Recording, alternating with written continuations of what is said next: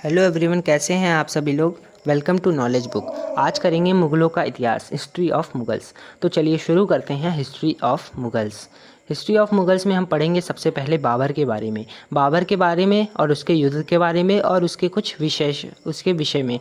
तो बाबर का पहला जो युद्ध था वो था पानीपत का युद्ध। उसने पानीपत के युद्ध में इब्राहिम लोदी को हराया। पानीपत का युद्ध 1526 ईस्वी में हुआ था।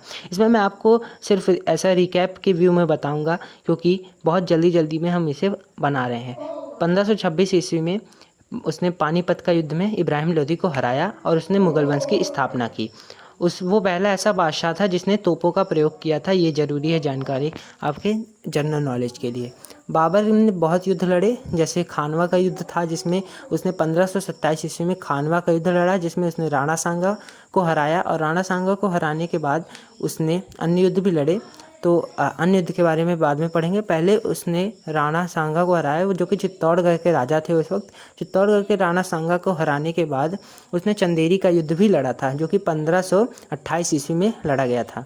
सॉरी फ्रेंड्स, यहाँ पे चंदेरी का युद्ध 1558 हो गया है। टाइटल आप यहाँ पे देख सकते हैं, यहाँ पे आपकी स्क्रीन पे, लेकिन यहाँ पे 1558 है, मुझसे गलती से बन गया है। तो यह युद्ध मेदिनी राय और बाबर के बीच में लड़ा गया था, जिसमें बाबर जीत गया था। ठीक है, ये इसमें बाबर जीता, उसने सारे युद्धों में जीत गया। वो सारा युद्ध, जितना भी उसने युद्ध लड़ा था, वो सभी में विजयी हुआ, इसलिए उसकी जो इतिहास गाथा है वो बहुत सराहनीय है। उसके बाद फिर घाघरा का युद्ध भी उसने लड़ा। घाघरा का युद्ध उसने अफ़गानों से लड़ा, उसमें भी वह जीत ही गया था। अफ़गानों से लड़ने के बाद भी वह जीत गया था, उसने यह युद्ध भी जीता। और ये 1529 ईस्वी में लड़ा गया था घाघरा का युद्ध बाबर और अफ़गानों के बीच में, जिसमें बाबर जीता। इतना आपको याद रखना है। इसमें 3 क्वेश्चन बनेगा। 1529 में घाघरा का युद्ध हुआ था, उसने अफ़गानों को परास्त किया, किसके किसके बीच में हुआ था, ऐसा क्वेश्चन बन सकता है। तो इसके बाद इसने कोई युद्ध नहीं लड़ा था, क्योंकि 1530 ईस्वी में इसकी मृत्यु हो गई थी। 1530 ईस्वी में इसकी मृत्यु हो गई थी। इसके बारे में हम देखिए कुछ जान लेते हैं कि इसका जन्म कब हुआ था। बाबर का जन्म 1483 में हुआ था, और इसका जन्म जो था अफ़गानिस्तान में ही हुआ था। इसके पिता का नाम शेख उमर शेख था। तो और इसकी मृत्यु 1530 ईस्वी में हुई थी। ये जानकारी आपको, इसकी मृत्यु 1530 जरूरी है जानना। बाबर को कलंदर की उपाधि मिली थी, क्योंकि ये बहुत ही उदारवादी आदमी था, इसलिए इसे कलंदर की उपाधि मिली थी।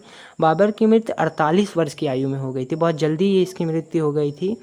और इसे आगरा के आराम बाग में दफनाया गया था। ये बहुत ज़रूरी क्वेश्चन बनता है कि बाबर को कहाँ दफनाया गया था। ये बहुत ही बेस्ट क्वेश्चन है, आपको इसे याद रखना होगा। इसे आराम बाग में दफनाया गया था, जो कि आगरा में है।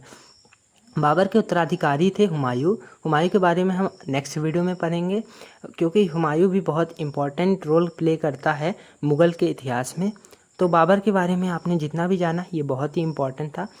और अगले वीडियो में हुमायूं के बारे में जानेंगे। आपसे मेरा एक रिक्वेस्ट है, मेरे चैनल को सब्सक्राइब करें, मेरे इस वीडियो को लाइक करें, शेयर करें, अपने दोस्तों में फैलाएं, ताकि वो भी इस मुग़ल के इतिहास के बारे में जानें।